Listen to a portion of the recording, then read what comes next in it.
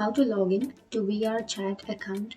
So if you want to log into your VRChat account, then first of all you need to open up a browser and then go for the search bar and search for VRChat. Go for the first search which has hello.vrchat.com,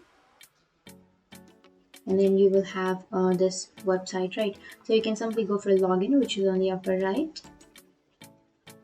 and it will take you to the login page. So now to log into your account, you need to first enter your username or your email address on the first blank, and then you have to enter your password on the next blank.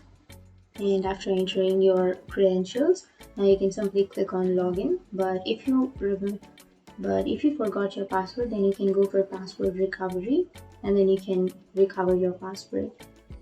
But if you remember, then simply enter it and then click on login. And now you have to enter one-time code which they have sent to your email address.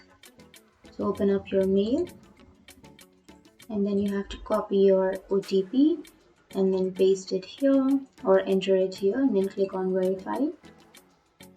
And that's it. That's how you log into your VRChat account. And if you have any questions, feel free to comment below. Thanks for watching.